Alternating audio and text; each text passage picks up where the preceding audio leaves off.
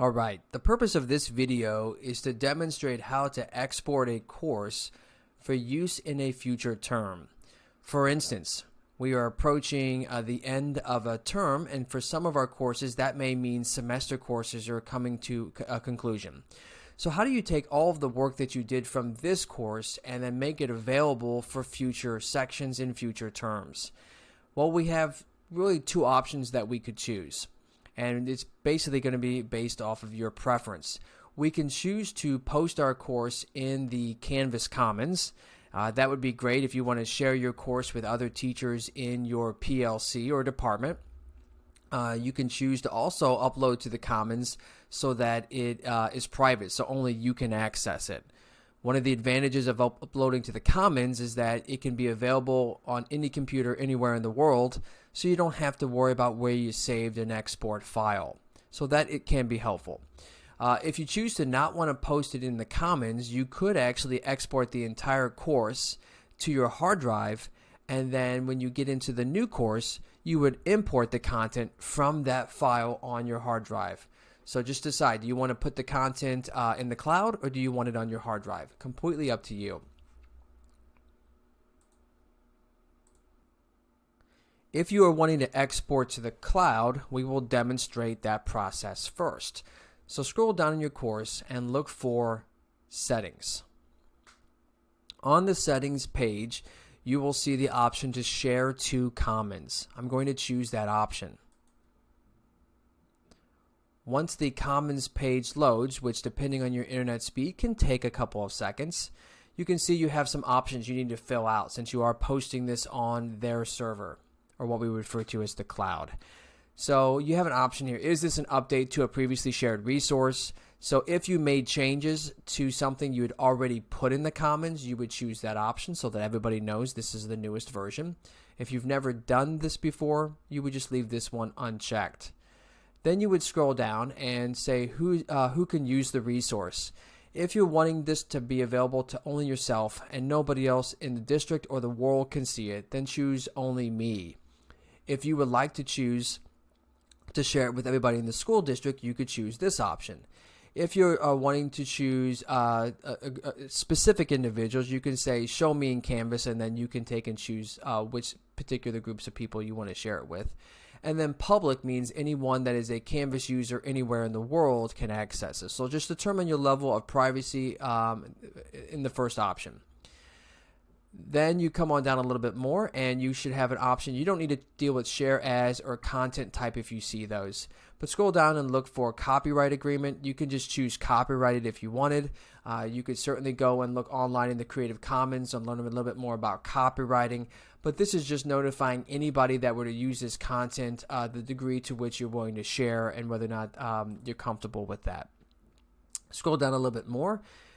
Give a name to this content. So by default, it takes the name of your course, but maybe you want to say that this is a sandbox. Maybe you want to say that this is a personal finance template for others to use. It may be helpful to even put a semester or a year so that you know which version it is. And then if you want to put more information in here, you could say this is available, or this is an export from my course in the fall of 2020 in the first term. So get as descriptive as you need to in here so that you can distinguish which version in the future you want to use. Tags are completely optional. That just helps other users search for your course or something related. Canvas does require you to put an image in here. And this is just the image that shows up in the Canvas Commons when users are searching for your course. So you can choose to put, a WG high school logo in here. You could put the header image that you use from your card on the dashboard, but it needs to be some kind of image here that is appropriate for the course and for the school district.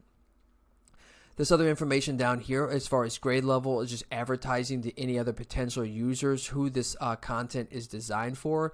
So we can just change ours to 9 through 12, or if you're also teaching at the middle school, maybe you want to do 6 through 12 or 7 through 12. Again, this doesn't actually change the content in any way. It just advertises to your users potentially who your target market is. Then you would press share. And then I also recommend once you press share, off to the right over here to press the favorite star so that way it shows up right away as a favorite for you. Once that process completes, and that can take a few minutes depending on how large your course is. But once you share it, you can now search it or go to the favorites tab, and you will actually find any course that you have already favorited. So favoriting it from the share page makes it easier for you to find your own material. From there, the process would consist of going into your new course for maybe your new term, and then on the new term, you would actually go into the course and say you want to import content, or you could click on the import here and then say import and then choose which courses you want to import this shared resource into. So I could certainly press the import button and then say I want to import it into my first and my third period. So that's really, in a nutshell, the process of posting it into the Canvas Commons and then bringing it into all of your new courses. If you're wanting to save it to your hard drive, we'll go over that step next. So we'll go back into my course, just like I did when I posted it to the Commons. And instead of posting it to the Commons, I'm going to choose not the Share to Commons option, but just Export Course Content link. And when you choose Export Course Content, it will say what type do you want. Well, we want to export the whole course. I can press Create Export, and depending on the size of your course, this can take, a minute or two, especially if you have a lot of videos or files hosted in the course. Once that's done, you want to just refresh the page. So I will refresh the course, go back to Settings, go to Export Course Content link again, and you will see that it will now have a link that you can click on that says Course Export from less than a minute ago. And now if you click on that link, it will download your entire course into essentially like a compressed zip file, and it's now saved onto your hard drive. For Mac OS users and Windows users, this is going to go automatically to your downloads folder on the computer. Now, a little bit different than using the Canvas Commons is if you have a file on your computer and you're ready to import it into your new course, whether it's second semester, third semester, fourth, with this 4x4 schedule, go into your new course, you're going to go to Settings. And instead of going to the Commons, you're going to say, I want to import new course content. And then it's going to ask you, where is that file? Well, we're going to say it is a Canvas course export package because we just completed that in the previous step. It's going to ask you to go and find that file on your computer. And so you would actually go to your downloads folder and find that new file. It should be labeled the name of the previous course. Okay. And then you want to decide you want to bring in all content or select specific content. I probably would recommend you choose select specific content because if you choose all content, it's going to bring in all of your announcements as well and things that maybe were only pertinent to that one semester. So I wouldn't want to bring in all my old announcements. I would say select specific content. And after you do that, the box will pop up in here and ask you to go through and check which items from the old course you want to import into the new course.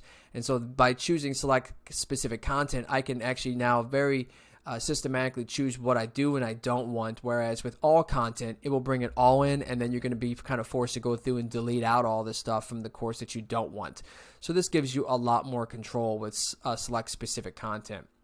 When you're finished doing that, you would press the import button, and that can take a minute or two for the content to come off of the file on your hard drive into your new course, and then all of your content should be imported.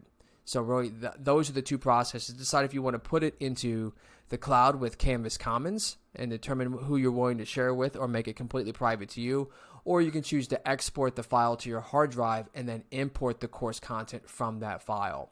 If you have any other questions, please feel free to reach out to me at young.mark@wgcloud.org, or feel free to set up a Zoom appointment, and I'm happy to walk you through this process. Take care, everybody.